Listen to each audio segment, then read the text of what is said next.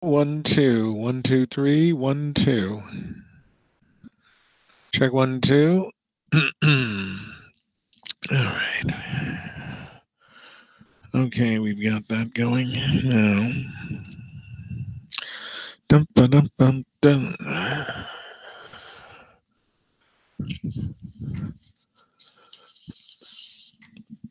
Hey, Luke.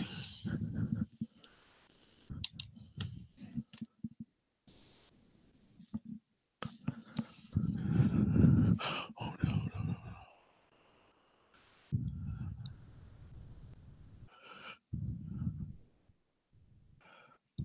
Oh, yeah, that's better.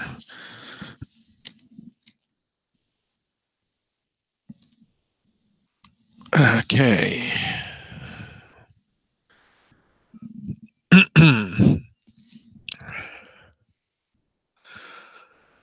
All righty. Okay. I think we got this going now.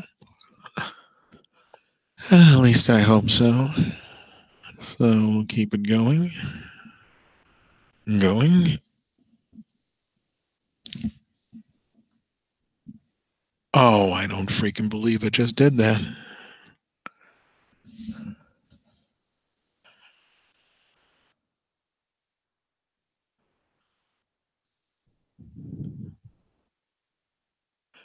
Check 1 2 1 2 3.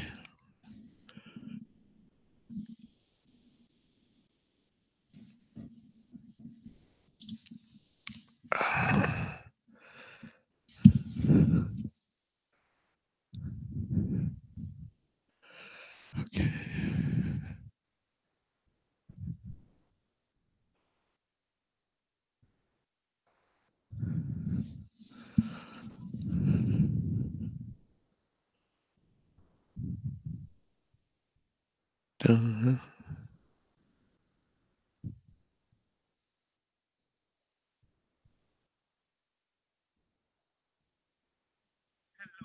Hi, it's me. Could you do me a favor? Would you check my blue jacket that's hanging in the dining room chair and the left pocket if my recorder is there?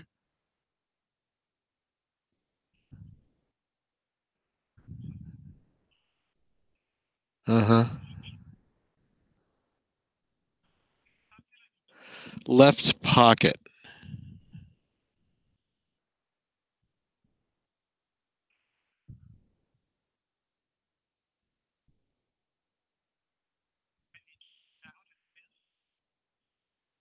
What? Yeah.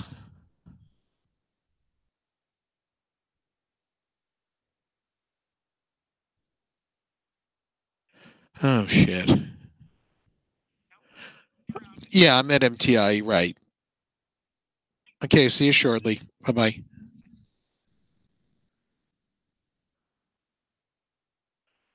Oh, man.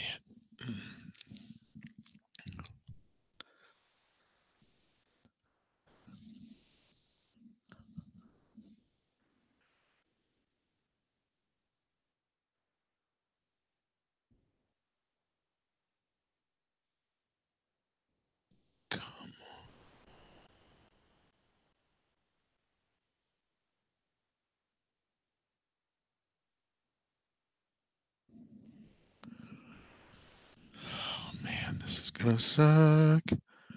Check 1 2 1 2 1 2 3.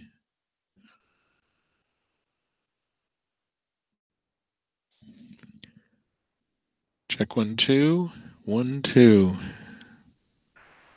All right, we are going here. We are going. We are going.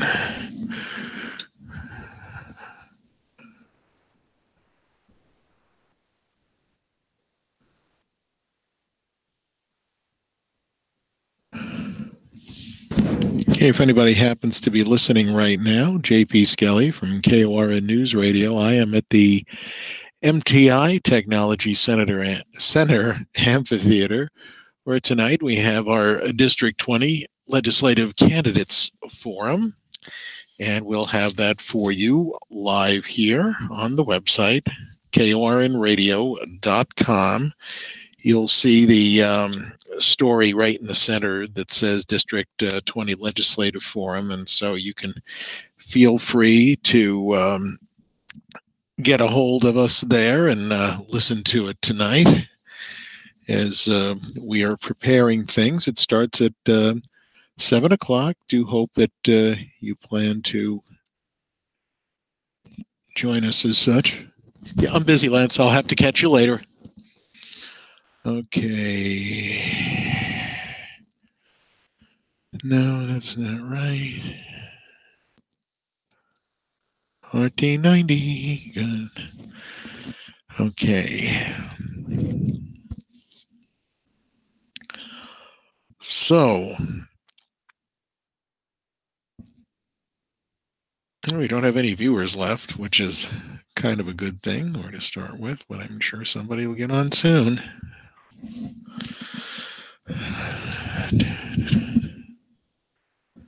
Okay. Oh, man.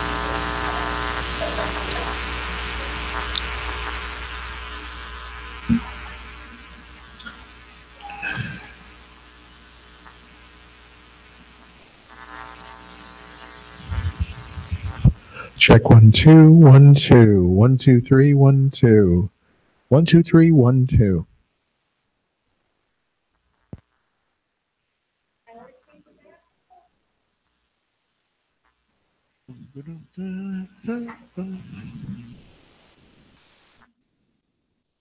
Okay.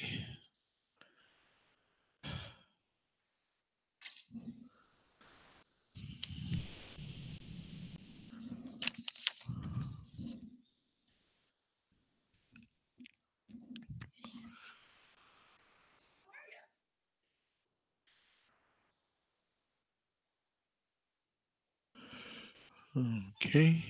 Hey, P, how are ya? So far, so good. Just getting the stream going. Living the life, huh? Boy, they got the battleship South Dakota done now. I know. Now They're starting on the sub. Now,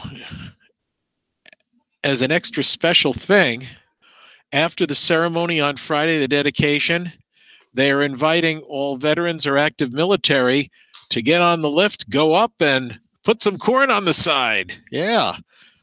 I wonder if they've ever tried to build a submarine out of corn before.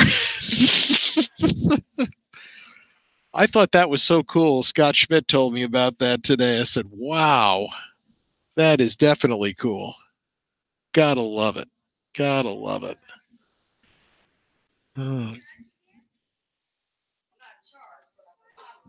Yeah.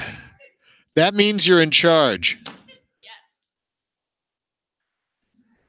That's what you keep asking her. It doesn't take as long to drive out here at night as it does during the day.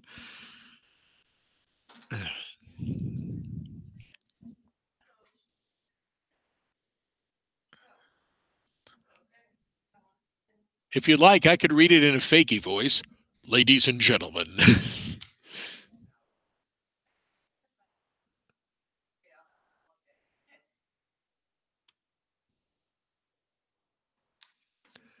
Yes, connect me, please.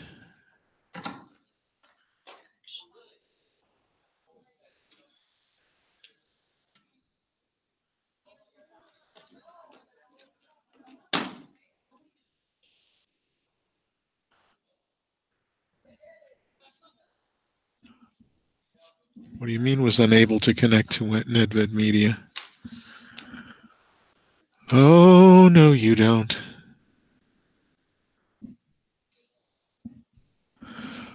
Don't want freaking Skype.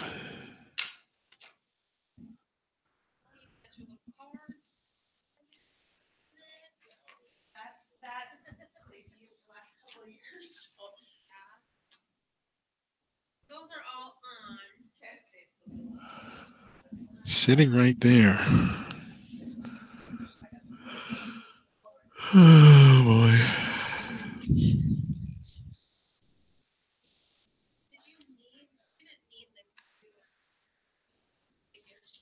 Nope.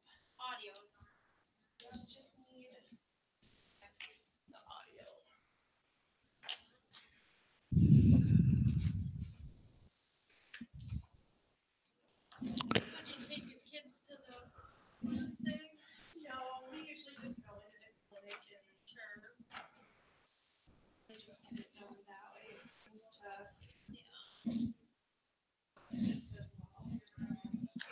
Check 1 2 1 2.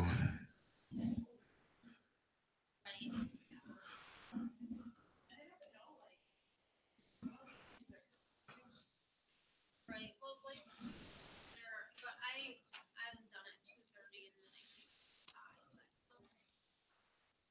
so we got there probably at 3:30. And yeah, we got right in, but I already did the forms. I already did that myself, and then I didn't get a shot. Oh, that was just free. Well, so did I. So I did fill out a form, and I thought, well, I just won't get it there because I go for $5. So Do they charge for these ones or is this? no, it's free for kids, and it would have been free for me since I was taking children in. But I felt I would have felt bad if some kid couldn't get a flu shot because I had taken one. So I just didn't do it. But they It's asked. supposed to be just for college kids, but because there weren't that many college kids. Yeah. No, you can. Yeah, they had their union. Go to the west side parking lot, and you can't miss it. You know, you see all the cars parked there.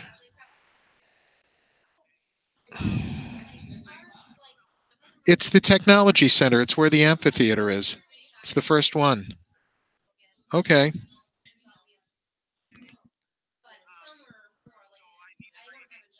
Yeah. Yeah.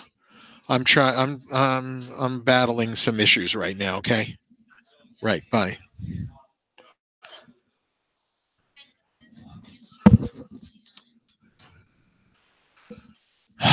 Jeez. Freaking ridiculous. So these at the end, if you just want to turn them off, okay. Basically,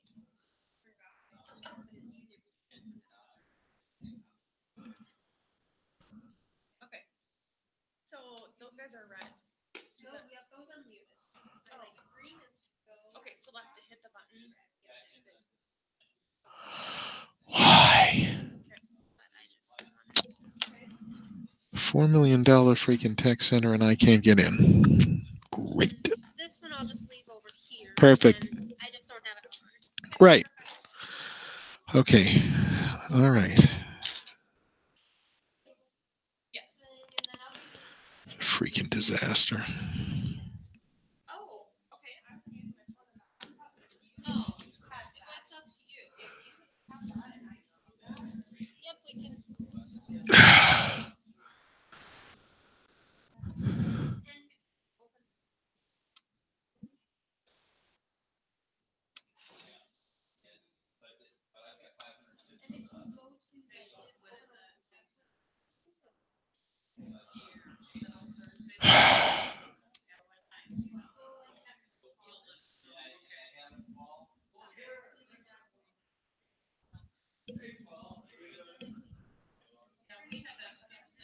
Come on.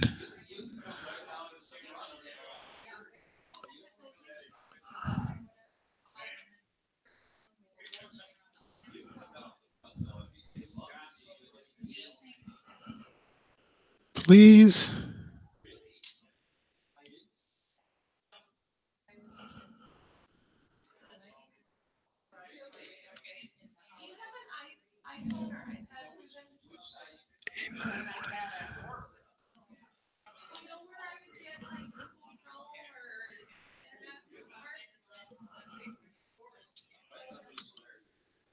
It's just on mine.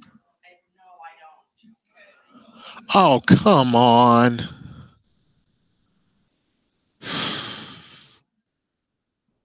This is ridiculous.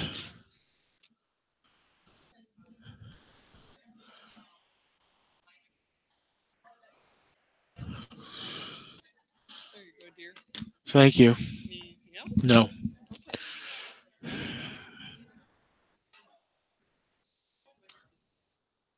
Yes.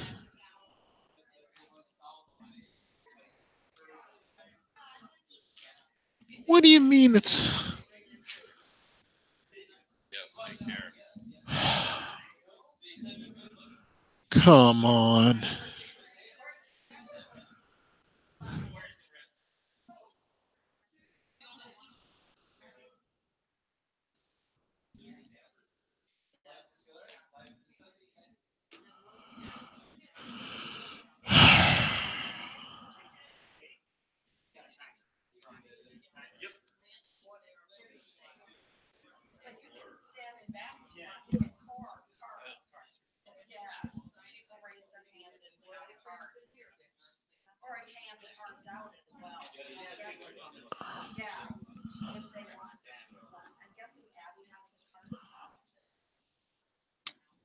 Bonjour, bonjour. How are you? Are you timing? All right. Oh, God. You got it all nailed and nothing to it? It's ridiculous. This is freaking ridiculous. Yes. Yes. You bet. Yep, yep. I didn't know what anybody else was saying. Yes, yes, yes. Had it. Shit. You need a gavel to gavel them down. Okay, what am I doing? Excuse me, I don't have time to talk to you. Now this is the fun thing. Yeah. And then we got tents. You gotta think about it. I'll take a few out here. JP's got his pencils already. Kind of funny. Yeah, we're good. Yeah. X-Men in there. Oh, okay. We're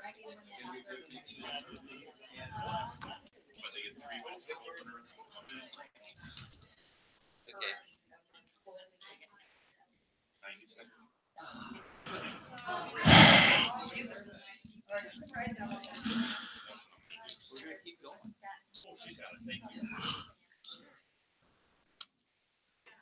In case you.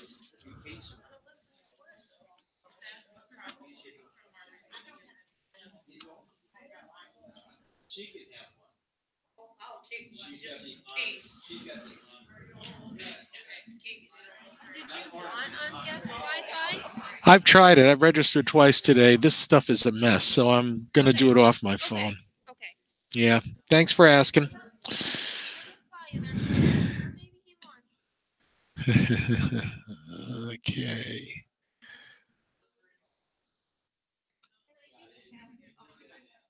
Hate.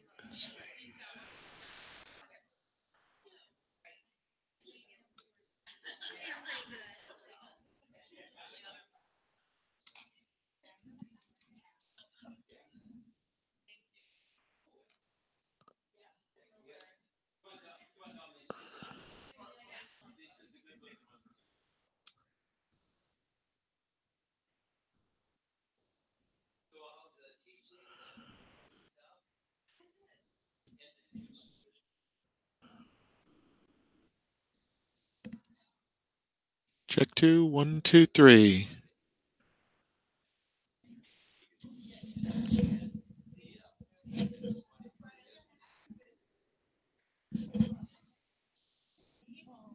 Check 1, 2, 1, 2, 1, 2, 3.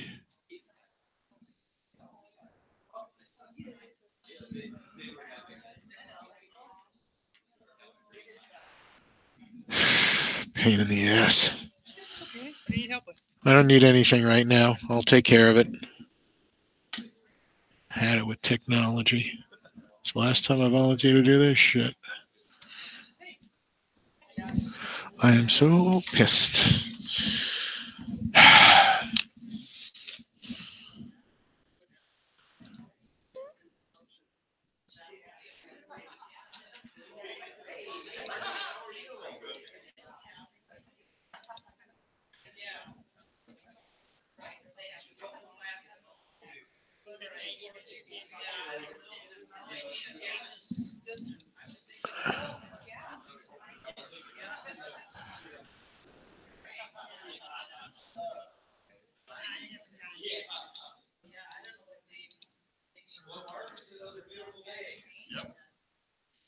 He's doing pretty good.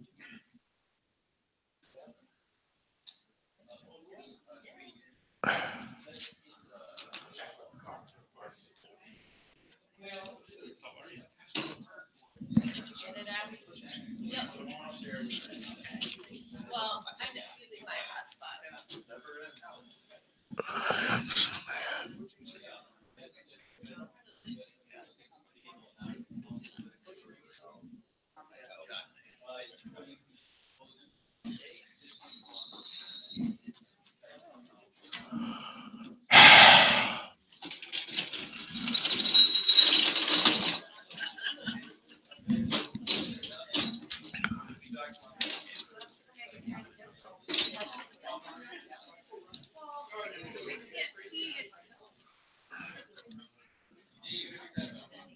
Check 1 2 1 2.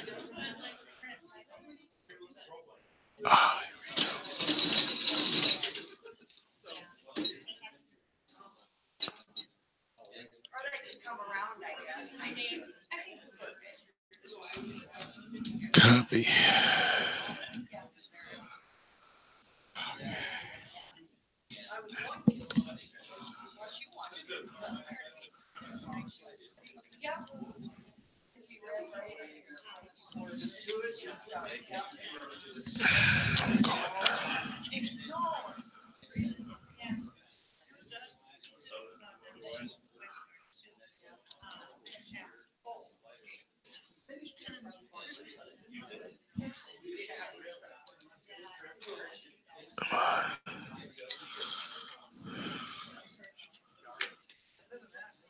Oh, the lineup here.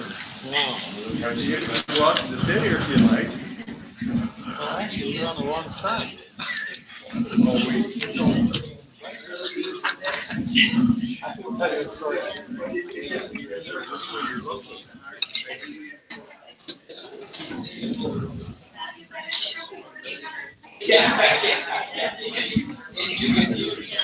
What? It's always good. Well, Mark, this is another great reading. Hopefully they speak up.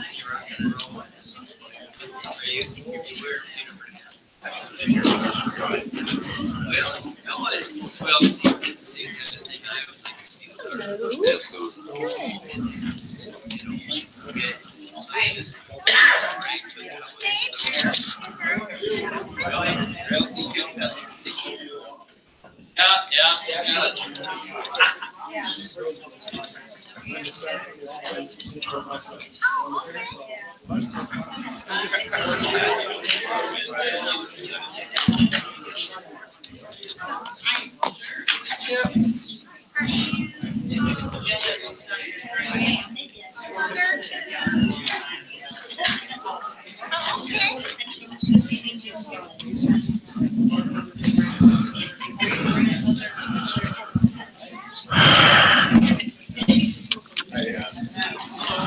I've had.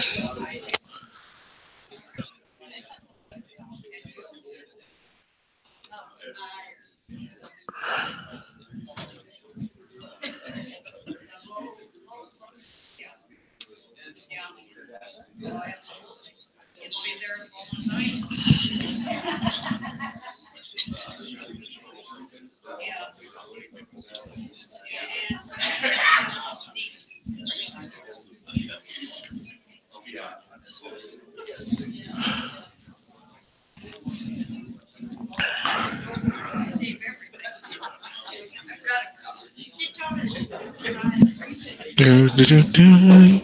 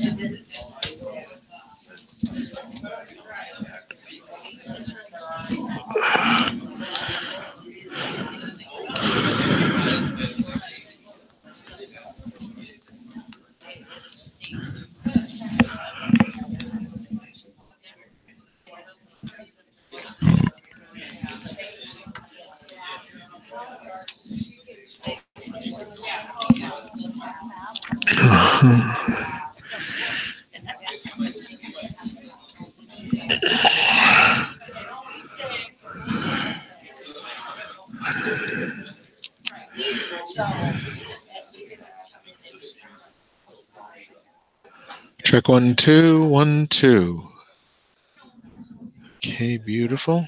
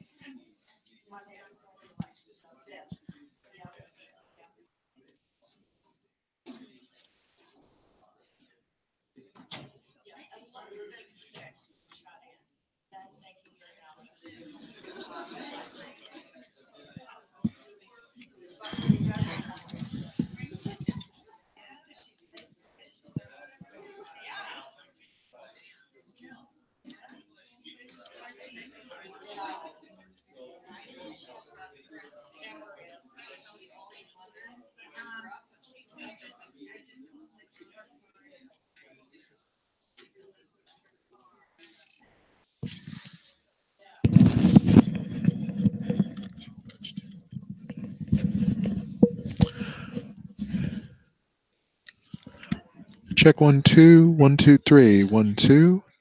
Check 1 2 3 1 2 1 2 3 1 2.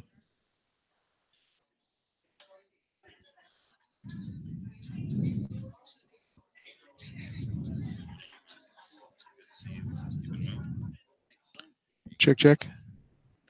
Check check check. It's kind of the goal. It's the low threshold. That's true. That's true. You're in very good shape, yeah. Every day. Check 1 2 1 2 3 1 2. 1 2 3 1 2 1 1 1. 1 2 3 1 2. 1 2. Good.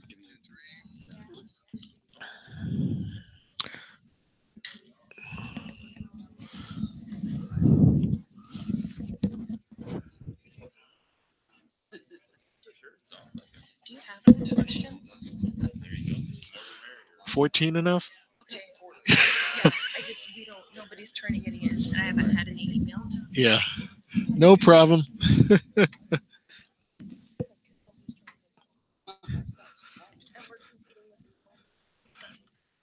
On Kello. Lovely people. Yeah, what's the matter with them? They have no respect for local government.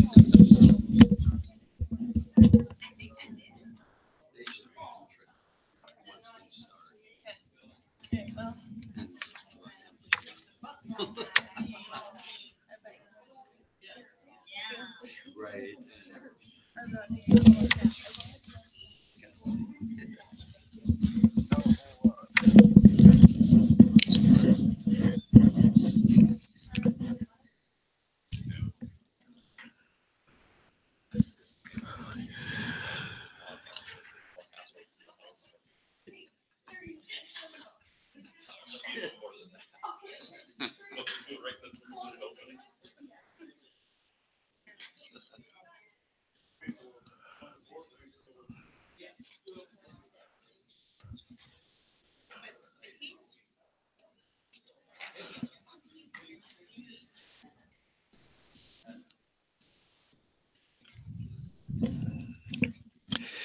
It is 6:57. I'm News Director J.P. Skelly here on KORN News Radio, FM 1013, AM 1490. We are streaming tonight from the Mitchell Technical Institute Technology Center, and that's located on the MTI campus on East Spruit here at the amphitheater. Tonight is the District 20 Legislative Candidates Forum, featuring the 4 candidates for District 20 State House of Representatives, and they include Ione Klinger, Jim Shoresman, Lance Koth, and Paul Miskimmins. Now, these, except for Mr. Shoresman, these are all first-time candidates for state office, that being Klinger, Miskimmins, and Koth. Jim Shoresman has run a couple of times in the past, so I guess you could say that he is the veteran of the group. Now, this evening, we have incumbent Republican Senator Josh Klum of Mount Vernon, and also invited was his Democratic opponent, Dan Miller, who is unable to join us tonight. There will read a statement from Dan Miller a little bit later on. He had work commitments and, again, unable to join us. The election is on November 6th. You still have time to absentee vote. If you have not yet registered to vote, you're going to have to sit this one out. The registration deadline was 5 o'clock Monday afternoon. So again, for those of you who have registered, you are entitled to vote absentee at the Davison County Auditor's Office. Stop up there. Make sure you bring your identification along as such, driver's license, and you can take care of business there. And then, of course, you may vote on Election Day as well, and we will be telling you on KORN News Radio, FM 1013 and AM 1490, the places you can vote in Davison County. We'll have those posted on our website as well.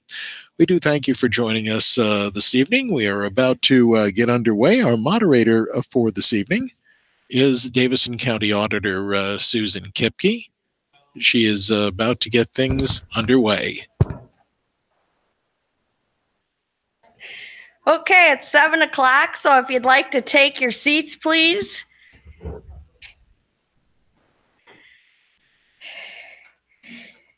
Good evening and welcome to tonight's forum. I'm Susan Kipke with the Governmental Affairs Committee of the Mitchell Area Chamber of Commerce and will serve as moderator. These forums are intended to provide information to the public. Any opinions expressed here tonight are not that of the Mitchell Chamber of Commerce.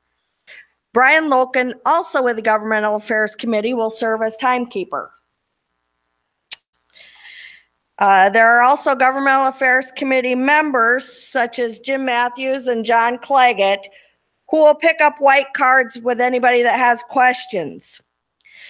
Tonight we will hear from candidates running for District 20 Senate and House of Representatives seats. Our media panel tonight includes Billy Lurkin of KMIT and JP Skelly of KORN. Before we start, we would like to thank the Mitchell Technical Institute for the use of their facility and JP Skelly, KORN News Radio, for the audio feed. I'll begin by describing the format for the Senate candidates. Well, we were going to start with opening remarks, but instead we'll start with a statement from Dan Miller because he was unable to be here. Then Josh will have 3 minutes for opening remarks. We'll then move to questions from the media and the audience. I think you all had an opportunity to get a pencil and a note card. If you didn't, you can raise your hand and either John or Jim will bring you one. Raise your hand if you have a question and they'll come and pick them up. The media will review the questions and will throw out duplications. Candidate Josh will then have 60 seconds to answer each question. There will be a total of 5 questions. The timekeeper will hold up the sign when there are 30 seconds remaining, then 10 seconds. We ask that Josh honor the time frame, which I'm sure he will. We will end with a closing comment, which will be 90 seconds. Following the Senate forum, we will move to the House of Representatives forum. We ask that you be respectful of one another and that audience members limit side conversations because they are very distracting. We would also ask that you turn off your cell phones. Candidates, please speak directly into the microphone. Okay, now let's get started. We're going to begin with me reading a letter from Dan Miller, who could not be here. So I will try to read it best I can as written. Thank you for the invitation to the candidate forum. Unfortunately, I have the musical production Little Shop of Horrors opening on this Friday at Dakota Wesleyan University, which prevents me from attending. If you know anything about theater, the week before a professional show opens is called Hell Week, as it is the phase in which all aspects of a theatrical production are brought together for the first time. The actors, after weeks of rehearsals, are introduced to lighting, sound, an orchestra, costumes, props, and in this case, a giant man-eating plant from outer space with 7 puppeteers to operate. So as you can imagine, it can be hell at times incorporating all these various aspects of the production. But this is not my first rodeo. Over these past years, I have directed over 50 theatrical productions, working with a production team on each individual show. This team of designers and artists have a single facet of the show in which they are responsible, and we all spend a great deal of time as a team discussing the needs of the production, and then with a great deal of communication and collaboration, we create a theatrical production built on the mutual work and creativity of the team as a whole. And yes, at times we have created stinkers, but in most cases, the final product is one that we are very proud of and audiences enjoy. I share this with you because we can easily use this story of the production team as an analogy for what is not happening in our state capital. Theater began as a competition in Greece over 25 years ago, with a team of actors competing against each other. Teams of actors for the coveted ivy wreath to be placed upon their heads. Theater has been and is competitive and is a team sport. Growing up in Aberdeen, South Dakota, I played both basketball and football as a student. In junior high, I was a member of the Holgate Raiders football team, in which we were undefeated for the whole season. We played as a team. The offense, the defense, and special teams worked together. Individual coaches conversed with each other. We were a team, and I was a proud member of that team. And just like in theater and other professions, everyone works together to accomplish a mutual goal that benefits all, not just one particular group. My whole profession is based on communication, collaboration, and working as a team member to complete an objective.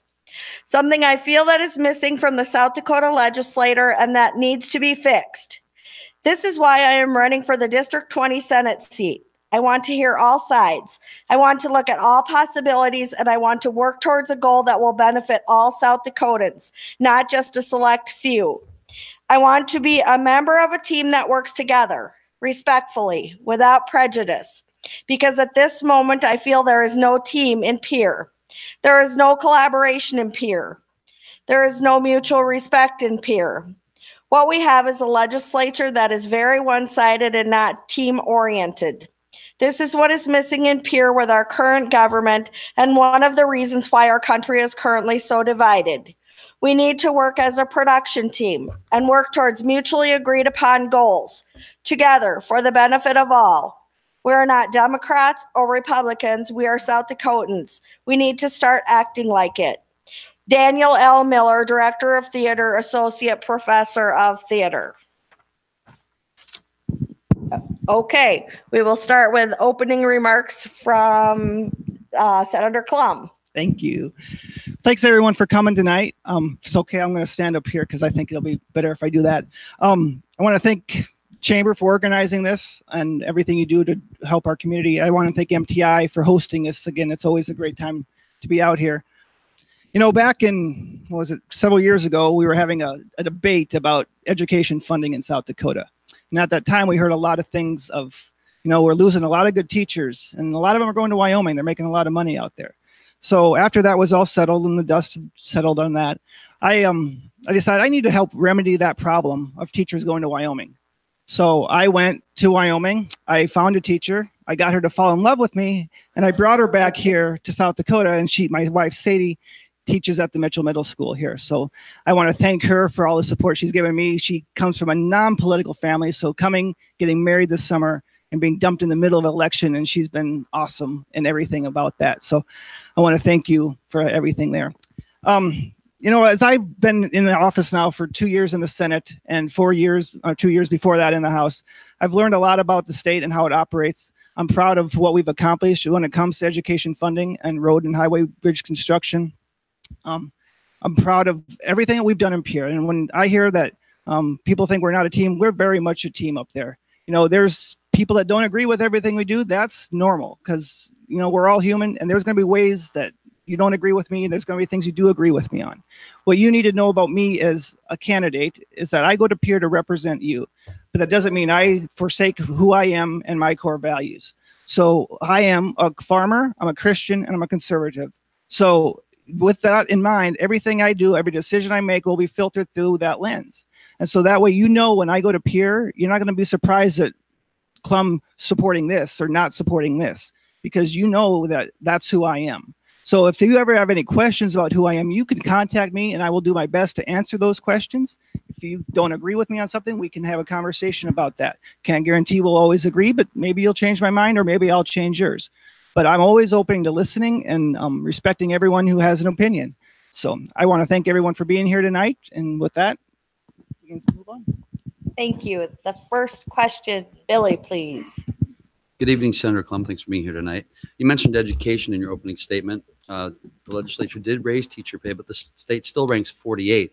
Where would you like to see us ranked on that list, and how should the state get there?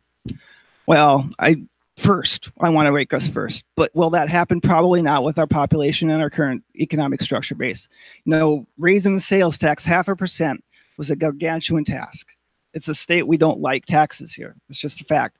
Now, I think what we do in education is very good. We make, I think it's about 49% of every dollar the state brings in goes to education, whether that's higher ed, K-12, or whatever. So We do a good job. A lot of our money goes there. Can it be made more? We got to stay vigilant on that. But we also have to remember that there's an awful lot of other very well-deserving things in this state that need to be funded. And so when you're in office, especially in the majority party, you have to be able to govern fairly across the board. You can't just sit there and pour all your money into one basket. I mean, education is important. It makes our future kids thrive and makes our economy grow. I know that.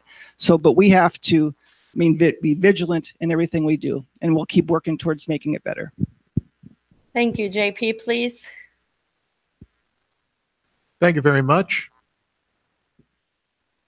What would you propose to increase transparency in state government? Well, my first question to that, to answer your question, would be a question. I would like to know where people think we're not being transparent right now. We launched a website several years ago called OpenSD, and on that, every dollar that's spent can be tracked, and every dollar that came in can be tracked. Every vote that we take is tracked. Every committee meeting we go to is tracked and recorded, and you can find it all online. So I would like someone to tell me what they can't find right now that they would like to know. So, of course, you always have to be vigilant about not hiding stuff, and I don't feel like we do. Because like I said, everything we do is recorded somehow. So I think we do a good job, but you just got to maintain the effort to not hide stuff, really. And people, in the way they talk and ask questions, that's how you remain vigilant. If you stay involved in your process, call your legislators, talk to them, you'll find the answers you need to know. Thank you. Billy, please. The state has had a $17 million budget surplus this past year, which went to reserves. When the state has a surplus, should that money be allocated differently? Well, that was on the Senate side of things this year. We kind of anticipated there'd be more money than the governor's office said there was. And when there's reserves, I think we need to save what we can, but we should also probably open it up a little bit to. So my first thought that comes to when I hear the reserves is that our service providers didn't get a large enough increase, and that's one of the things I care about. And so I know that they didn't get that. And when we heard that there were $17 million in the bank yet, I'm like, well, man, they only wanted, I think, like 6, So I think we could do a better job of trying to meet our margins better. But yes, saving is also important. When we had a really down economy, it's good to have money in the bank, and savings. So a good balance is something we need to always be working towards. Thank you. JP, please. Where is workforce development and retention on your list of priorities? Well, as all the other things we talk about usually revolve around money, workforce development and retention is how one of the ways we're going to increase our state revenues that we can fund education and all the other needs that we need. So it is high on my priority list. When we go out and recruit businesses, though, one of the things that come to mind is I don't want to go out and recruit businesses that might come here and hire people, but not pay them a wage that keeps them off of welfare, basically. So I want to recruit good businesses that are going to pay high-paying jobs. With that, we're going to need the educational force to pay those, to train those workers that those high-paying jobs are going to need. So it's high on the list because with that, everything else is driven. Thank you. Billy, please. Voters will decide on Constitutional Amendment W, which would change campaign finance and lobbying laws, create a government accountability board, and change certain initiative and referendum provisions. What are your thoughts on this amendment? Well, I have a lot of thoughts on that one. I think W is by far the worst thing ever. After IM-22 was repealed, we passed a lot of laws dealing with the ethics stuff that we were being told. And I take a little bit of offense at saying that we have an ethics problem because we're being called criminals. And when we're being called criminals, tell me where we're being called criminals. What are we doing that is illegal? Bribery, as we're being told, we're being bribed by lobbyists and stuff. That's already in the Constitution. Article 3, Section 28 lists bribery and corruption of officers as a crime. It's one of the only crimes already in the state constitution. So on W, though, if that were to go into place, let's just talk about their ethics panel that they put in. It's a 7-member appointed unaccountable position that gets funded by constitutional mandate, not through the legislature. It basically sets up a fourth branch of government. It's unaccountable. If you want to talk about corruption and the possibility of corruption, to me, it sounds like an appointed, unaccountable 7-member panel is going to be of ripe grounds for corruption. Whereas right now you have 105 people who are elected every 2 years who people can call and talk to when they have a problem. So that's my thoughts on W. Okay, thank you. You will now have 90 seconds for your recap. Well, I thank you everyone for being here again. It was a fun. How long was that? Like 5 minutes or something like that. So, but no, I think we're doing a good job as your legislature. And if you have problems, you can call us. You can talk to us. There's 105 of us around the state. Each one of us is as accessible as I am. My phone number is 770-9708. If you want to call and talk, go ahead. We'll do that. But to go out and scream that your legislature is corrupt is not only hurting, it's hurting you as citizens, because your legislature is the closest thing you have to the government. You can call us, you can talk to us. Try getting a hold and talking to whoever the next governor is going to be, just on the phone, just like that. You'll get a staff person. You can call me, you can talk to me. So your legislature is the closest thing you have to a government that you can be communicating with easily. So again, thank you all for being here. I look forward to serving as your next senator. And please just be in touch. So have a nice evening.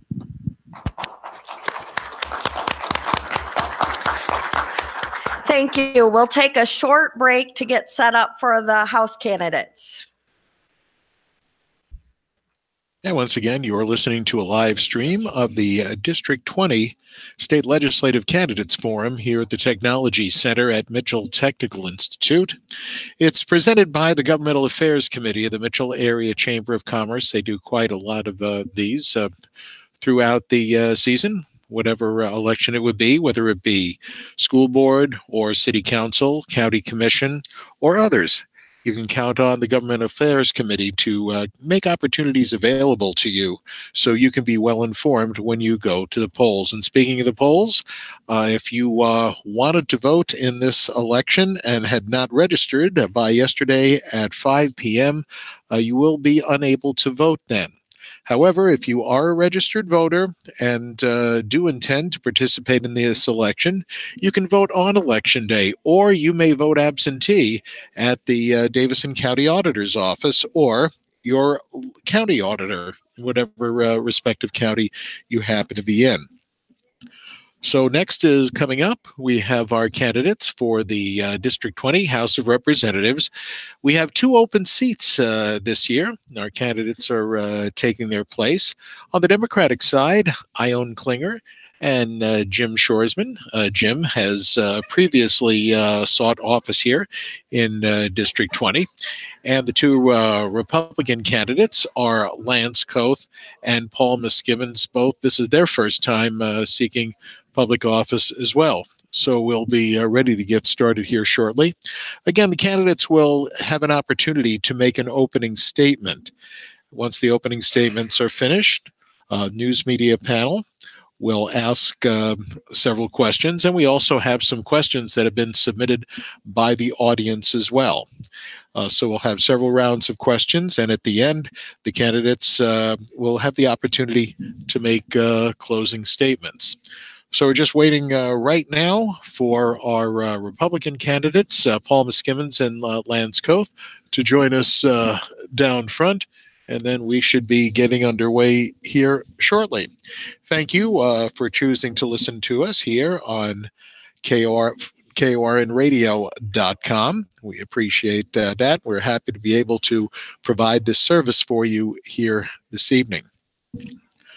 So waiting just for one other candidate. Mr. Koth is on his way down, and we will get underway. Okay. And once again, we also want to thank our friends at Mitchell Technical Institute. They do a great job getting the technology set up so we can bring you these public forums as such. Okay, our candidates are in place. And we should get ready to go in just a moment, and we will return you back to our moderator, Davison County Auditor Susan Kipke.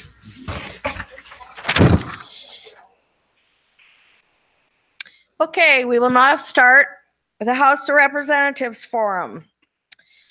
Again, we will start with opening remarks, which will consist of 3 minutes each. We will then move to questions from the media and the audience. We again ask that you write your questions so that all candidates may answer the question. Each candidate will have 60 seconds to answer each question, and there will be a total of 5 questions. A sign will again come up with 30 seconds left, 10 seconds left. There'll be 90 seconds for closing statements. So let's get started. We will start with opening statements from Mrs. Klinger.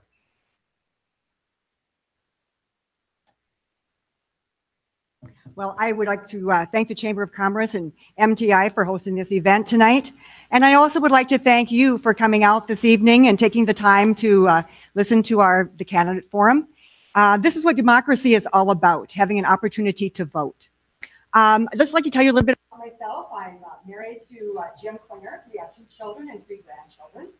I have a BA in elementary and special education, along with a master's degree in special education, all from Augustana. My teaching career began in Hanson, where I taught for 10 years. I don't think that's working.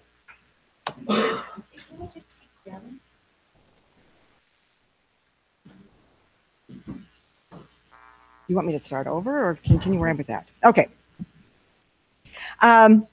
I started with my teaching career started in Hanson, where I taught for 10 years, and then I spent 33 years here in Mitchell. I taught in the classroom, but the majority of my career was in special education, Title I, and reading recovery. I'm active in my church. I've held several positions in the church council. I've taught Sunday school, Bible school, and currently I lead a women's Bible study. In my leisure time, I enjoy reading, walking, spending time with my grandkids and my family. I'm out at the softball fields in the summertime watching our son play softball, my husband umpiring, and Jim and I love attending college sporting events. My love of my state I've always loved South Dakota, and I've always been proud of being a South Dakotan. So it was concerning to me when in the public, we were being considered a very corrupt state. And then this last year, when the legislature took the ethics measure passed by the citizens and repealed it, and then made it more difficult for us to refer measures to the public, that was very concerning to me. So in my opinion, both those moves took away the voice of the people. So, and that's not who we are as South Dakotans, in my opinion. So I decided to run because I am passionate about the South Dakota way of life. My parents taught me to live my faith by serving others, to have a strong work ethic, and to live within my means. As a private citizen, I was out there for many years going to those Saturday Cracker Barrels here in Mitchell, and if they were in Plankington, I was driving to Plankington. I was talking with my legislators about the bills that were up in front of the pier and in my effort to shape policy. And I decided that I needed to run because we need voices of different perspectives and from different walks of life representing us in Pierre. We have solutions to our problems with a broad consensus and bipartisan support. I think that works best for our entire state. And this is what I hope to bring to Pierre. As a longtime educator, obviously, education is very important to me. Accountability and transparency are also important to me because of what I had issued before. And a few things I want to be clear about. I am not in favor of a state income tax. I believe that when we talk about the new out-of-state internet tax together with financial responsibility, we should have no need for additional increases in our taxes. And I'm very committed to serving this district. It always bothered me when politicians know where you are when the election comes around, but then during the season of, while they're in their terms, you don't see them. And, oh, didn't pay attention. I lost some time on the mic. Thank you. Mr. Shorsman? Hi, I'm Jim Shorsman. I'm a retired letter carrier here in Mitchell. I'm originally from Alpena, South Dakota. I graduated from Alpena High School. I went into the Air Force right out of high school. Then when I got out of the Air Force, I came here to Mitchell to MTI. It was Mitchell Votech at the time. But I got a 2-year degree in accounting. I have been married to Joanne. I married Joanne Schultz from Alexandria. We've been married for 40 years. We have 4 kids, 6 grandkids. We go to the Presbyterian Church. At the Presbyterian Church, I've sat on plenty of boards there, volunteer at coaching Little League for many years when my kids were little here in Mitchell. I also drive the DAV van right now. I drive veterans down to Sioux Falls to their appointments. And to me, the veterans have always been heroes of mine. I don't think there's ever an organization that I would rather do more for than the veterans. Being a veteran myself, they've got all my respect. As growing up, my dad had a business in Alpena. We had the Alpena Locker and Grocery. My mom was a school teacher, so I know what it's like to try to make it on a small business in a small town. Joanne and I have run 3 businesses ourselves and owned, so the financial part of running something and balancing a budget is just second nature to us. When it comes to being pro-gun, I like to hunt. I don't ever want to take anybody's guns away. I'm not a big wild person about paying extra taxes, so I don't think that I will vote to bring more taxes to the state and to the citizens who work so hard. And I sure don't, as I talk to the people door to door. You know, Josh says that there's no corruption, there's no this and that out in Pierre. Well, you know, I've heard it from both sides of the people I talked to when I went door to door.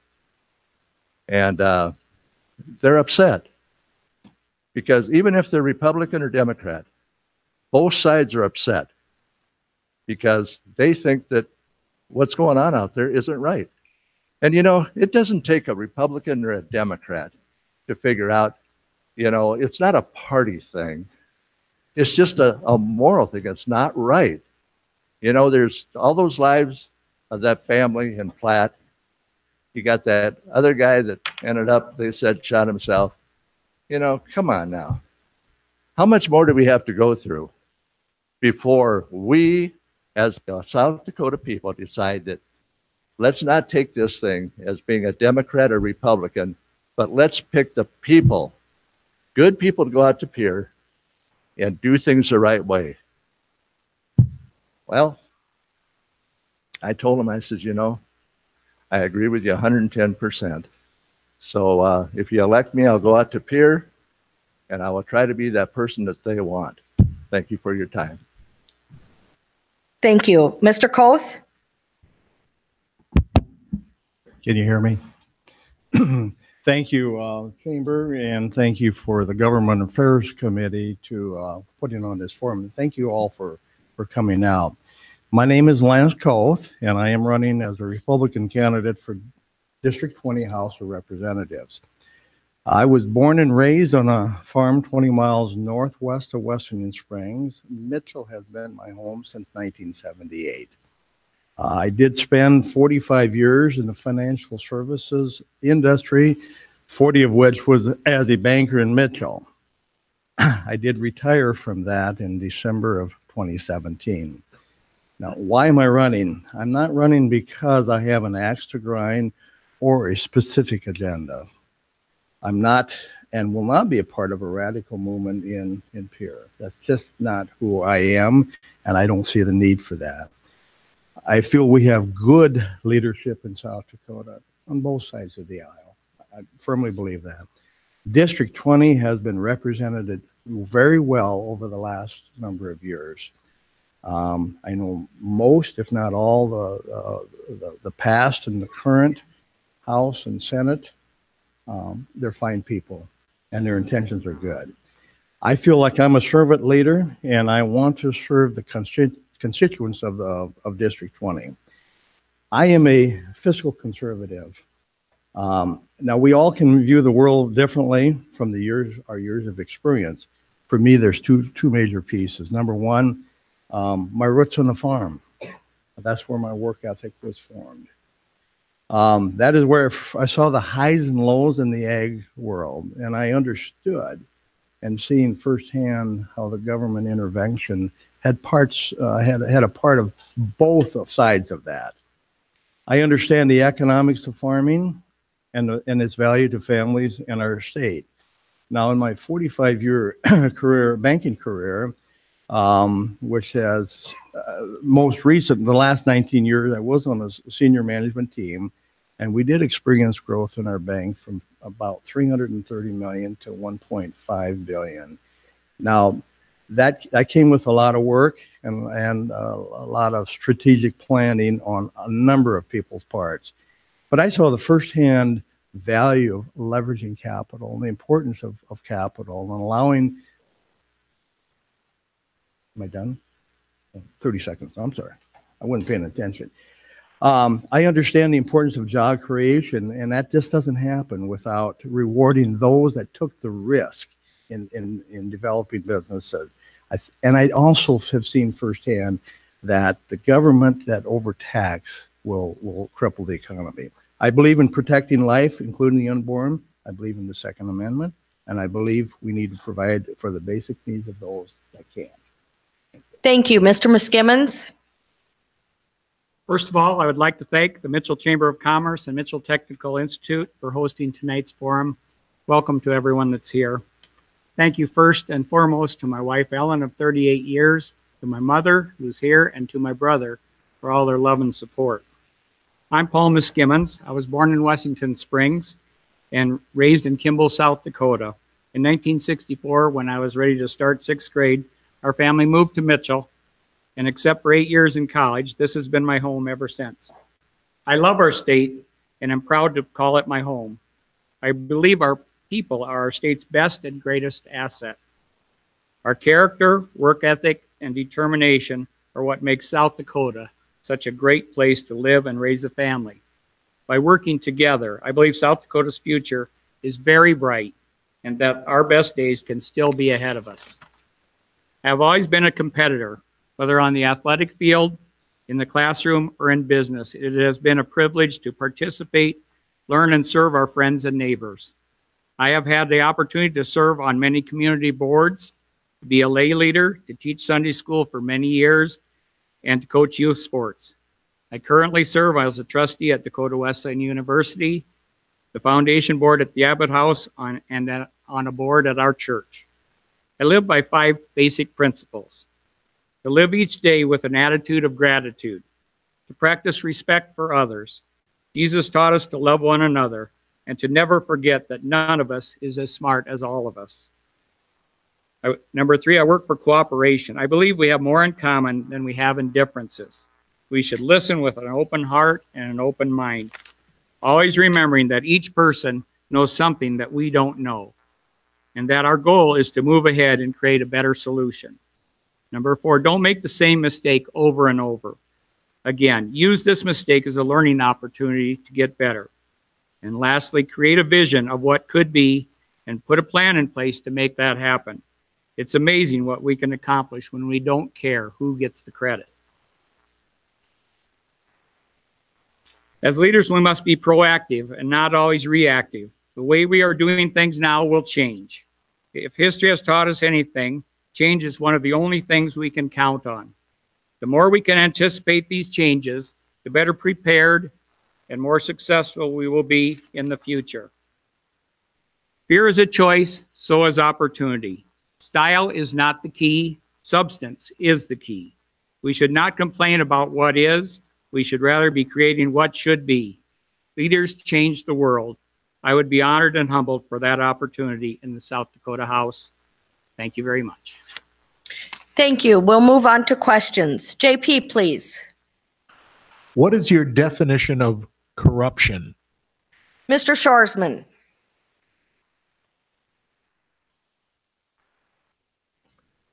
My definition of corruption is when something's done without everybody knowing it out in the open.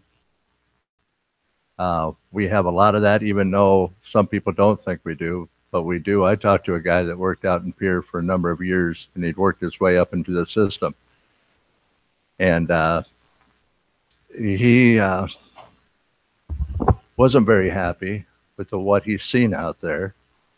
And I said, well, I've never served out there, so I don't know. And he says, well, he says, you know, when you have a meeting or something and it's supposed to be a bipartisan thing and the decision's already been made before the other party gets there, I think that is kind of what you would call corruption. And I think that needs to stop. So I think that fixing, you know, what happened with that Gear Up program and stuff like that, I don't see how most of the people I've talked to in South Dakota say that was corruption. And being a representative of theirs, I tend to agree with them. Thank you. That's what I think. Mr. Koth. I believe corruption is knowingly taking advantage of a situation or an individual. And most often that would be breaking a law. Thank you. Mr. Muskimins? I believe that corruption is acting in a dishonest manner. And I don't believe that in general that is a problem with our state government and here. I think it has transparency. As recently as 2014, the U.S. Public Interest Research Group named South Dakota as a top advancing state for transparency. Thank you. Mrs. Klinger? And I too think it is something that you do knowingly, knowing that it is wrong. I think corruption can happen when you have things that maybe a group of people that have worked together for a long period of time, and then soon you don't have as maybe an openness or the transparency that you want. When I think about discussing things in the open, I guess that's one thing that I think is very important, and something that I know that the people that belong to the Democratic Party do, that when they have discussions about what's happened in their committee meetings or whatever, they come together in their caucus and they meet in the open. And I think that that helps you as a public to know what's going on and what they're thinking. And so I think maybe that would be one way of helping to eliminate possible corruption. Thank you. Billy, please. 33 states have expanded Medicaid. South Dakota is one that has not. What are your thoughts about expansion of Medicaid in South Dakota? Mr. Koth? Medicaid expansion in South Dakota. South Dakota has not expanded it. What are your thoughts?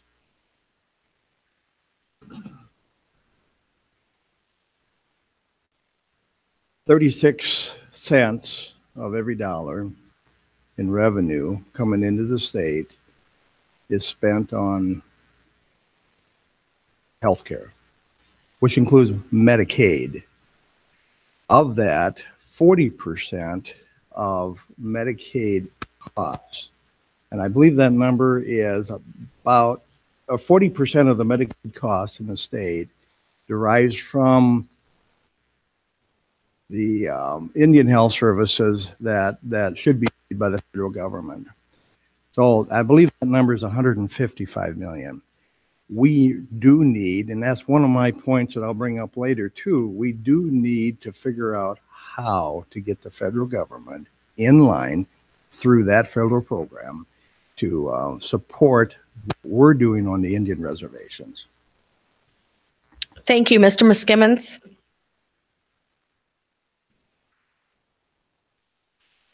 1 in 3 children in the state of South Dakota receives Medicaid.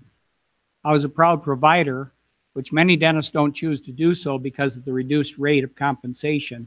But that was part of my obligation to serve others, was to be a Medicaid provider.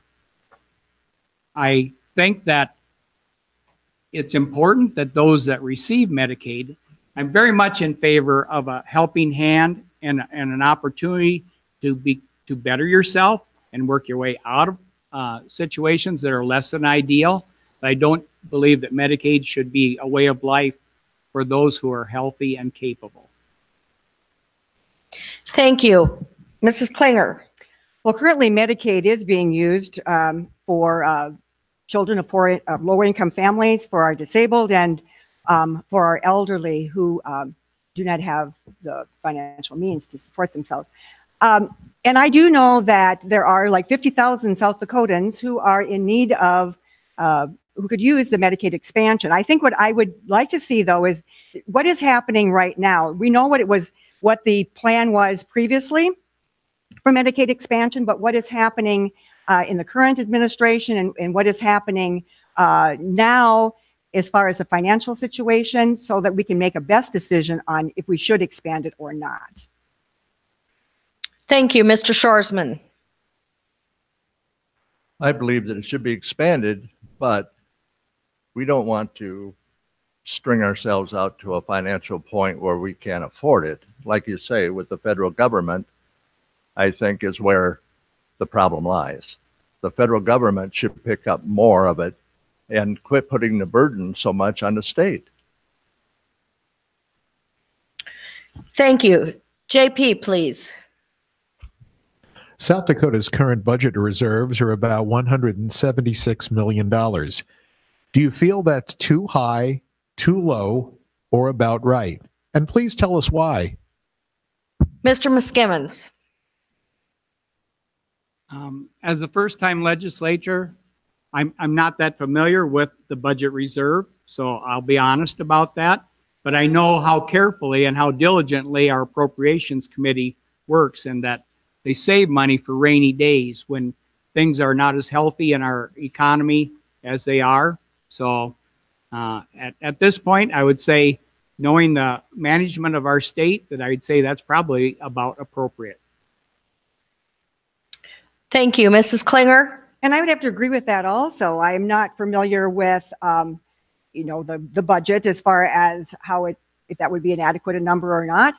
I just know that we need to be having money in our reserve, but we also need to be, like in a home situation, priorities are always changing. And so we as a state government need to do just like I did in my family when I had a priority of being a young family. We needed diapers and formula. Then as a priority now, I have a different way of spending my money. And I look at the state government as the same way.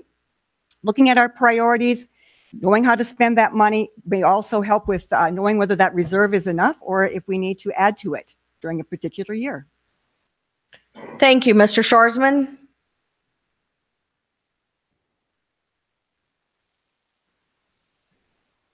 It's hard, like you say, for not being out there to know what's appropriate and what isn't appropriate. You know, if our people in our state ever come into a situation where we would need to dip into the reserves, I have nothing against that. That's taxpayers' money. And people that say, well, you're not physically, financially responsible if you dip into that. No, sometimes there's situations that might prove where we need to help the people of South Dakota out. And that's the only way we might, have to do it. So I'm not for dipping into it, but if the situation came where we helped out our taxpayers somehow when they dire need of it came up, I think that we should. Thank you. Mr. Koth?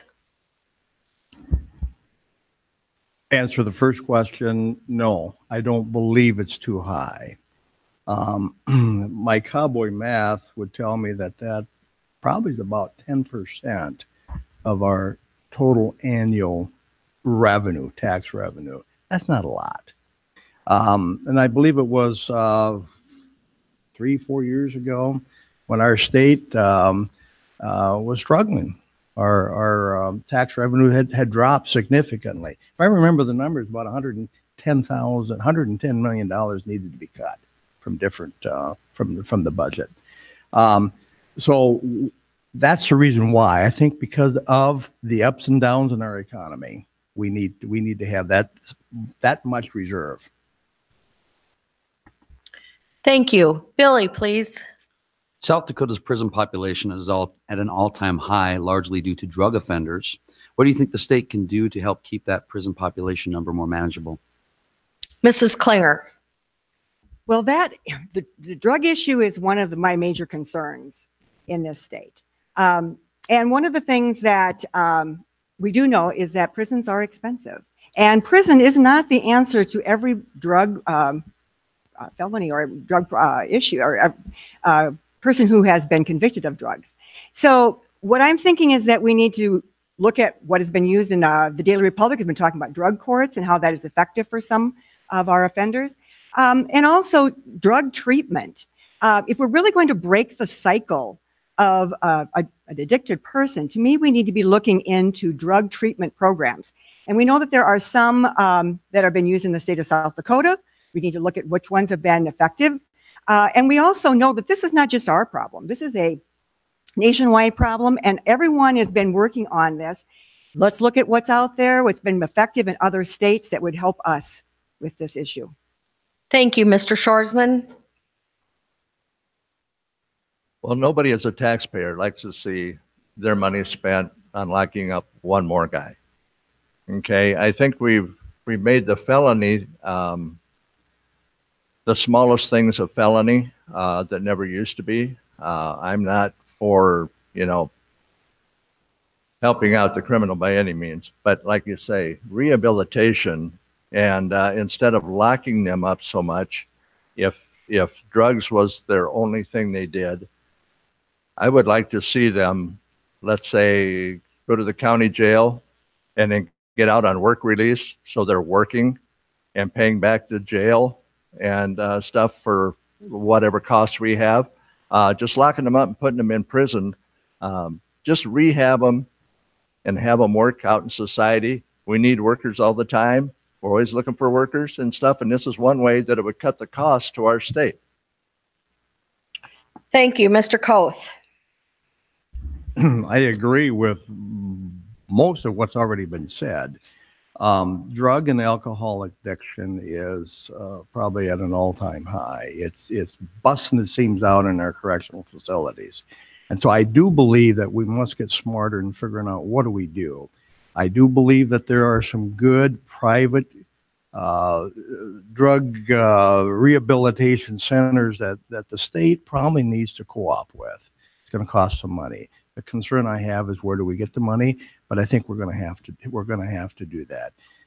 Drug court. My wife, by the way, thank you, Patty, for being here. She and I were helped a young man in drug court, and it was successful. It was 3 times a day, and it does work. There are things like that that we can come up with, I believe, to help curtail the drug and alcohol addiction. Thank you, Mr. Muskimmons. Drug and alcohol, but especially now methamphetamine and the other newer drugs, are one of the major challenges that our state faces. My brother is the state's attorney, and it's approximately 5 days a month here in Davison County is spent on nothing but drug trials. So it's critical, though, that when people are sent to prison, that they just don't sit in prison.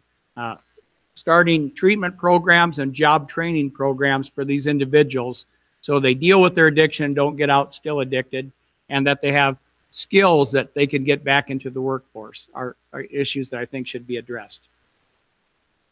Thank you. JP, please.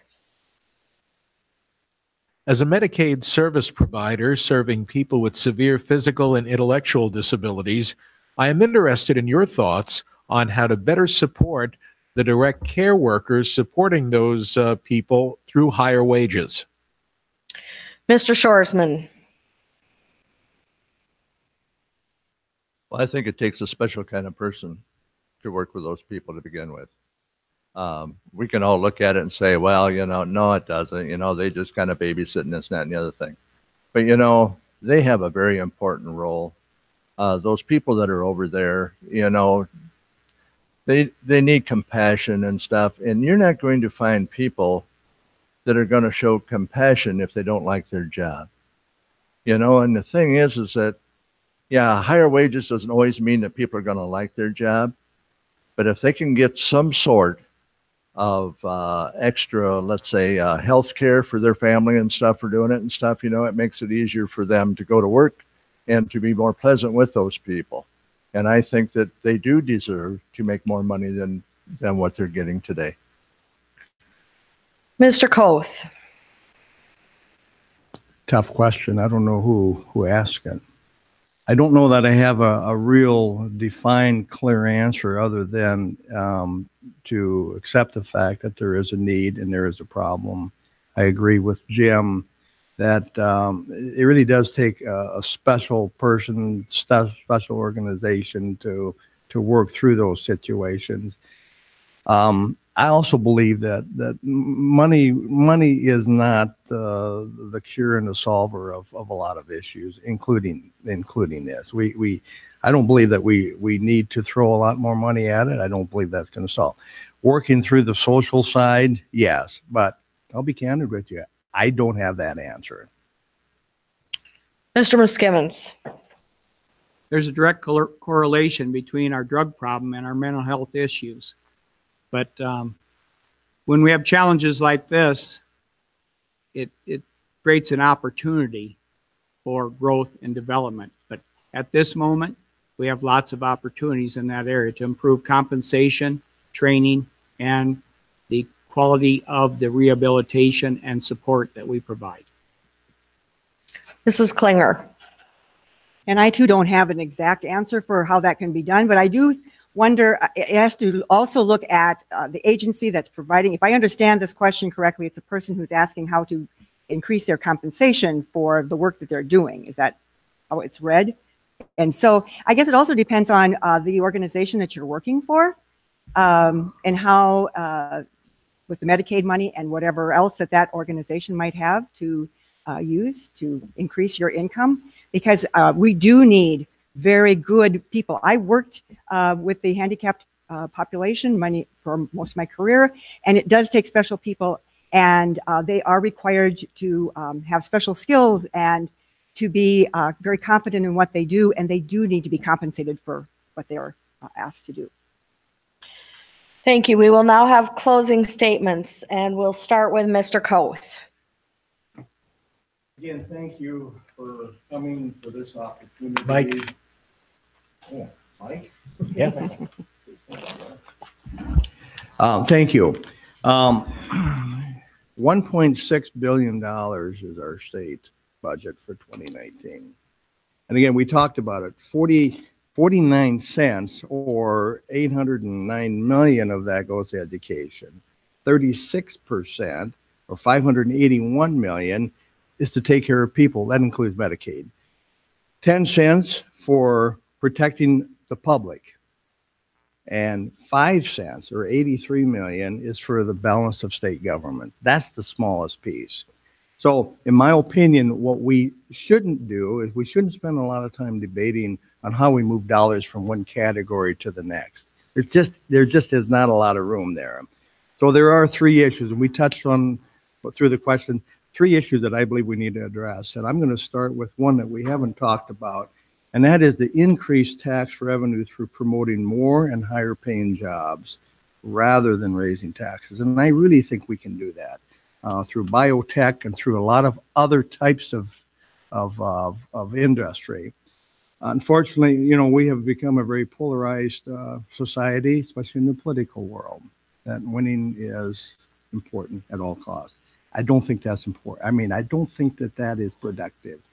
So I believe that my experience in working with people, customers, and communities through my banking career, that I have learned how to gel people together so that we can work together. Thank you, Mr. Miskimmons. As I said, Andy Andrews is one of my three favorite authors. I love his 7 decisions for success and work to use them in my life and in my service to others. Number 1, take responsibility. The buck stops here. Seek wisdom through mentors, information, and experience. 3, be a person of action. 4, have a decided heart. 5, today I choose to be happy. 6, I will greet this day with a forgiving spirit. And lastly, I am determined toward my goal. I will not quit. I will persist without exception. I realize this election is not about me. It is about the people and future of our great state. If elected, I will use my conservative values, my business and farm experience, common sense, and a respect for all people as a basis for my service. I believe in the people of this great state, and I'm optimistic about our future. I pledge to be a positive voice for South Dakota's future. I would appreciate your vote on or before November 6th. And as Dan Gregg would have said, and thanks. Thank you, Mrs. Klinger. Well, and again, I'd like to thank the Chamber and MTI and all of you who came here tonight to participate. So as a mom, a grandma, a wife, an educator, a church member who has dreams and concerns for this state, I believe in serving others and working hard and living within my means, as I believe the state can do. On Saturdays, I did attend Cracker Barrels and talk with my legislators to help shape policies. I believe in education. It is the future of our state, that students at every academic level and whether they're in a small school or a large school need the best that our state can offer. I vowed to represent this district and both the large and the small communities, and I have told the small communities that I will come back and I will visit with them during the session to so that they don't have to come to Mitchell to see us. I'm not for a state income tax, and I believe that our internet tax and our financial responsibility can serve us well. And I'm running because I believe that we need people from different perspectives, different points of view, and from different backgrounds to work on our issues in our state. We have had a woman representing our district, and I think that we need to continue having that going forward. And I know that as your state representative, I'm going to be working hard for you. I will be your voice for your interests in Pierre, and I too would appreciate your vote. Thank you, Mr. Shorsman. I want to thank everybody for coming out tonight too.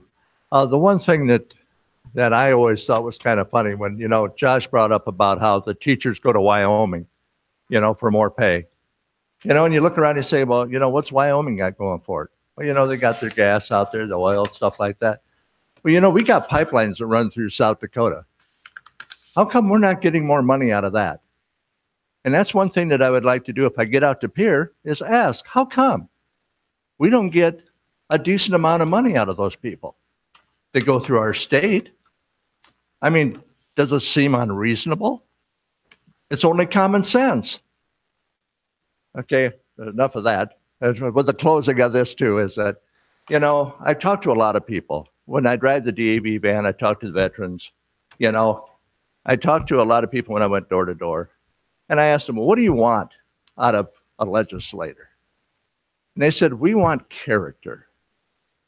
We want somebody we can trust. That amendment that's where they want to tax the cigarette money and stuff. You know what the biggest problem with that is that I hear from people? We can't trust that the money's going to go where they say it's going to go. I want to go out to Pierre and bring back the trust of the people. Thank you. Thank you. Thank you for attending and watching tonight. Thank you again to Mitchell Technical Institute for the use of their space and JP Skelly with KORN Q107 Radio for the audio coverage. Thank you also to the candidates that shared their opinions tonight.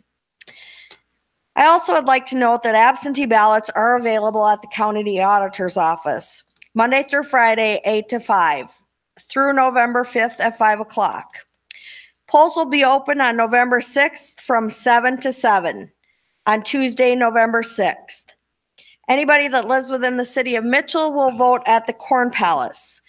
The other polling places are the Davison County Fairgrounds, Ethantal Town Hall, and Mount Vernon Senior Center. And as a reminder, you must take your driver's license in order to vote. That's a state requirement. And with that, I would like to thank everybody for coming. Have a good evening.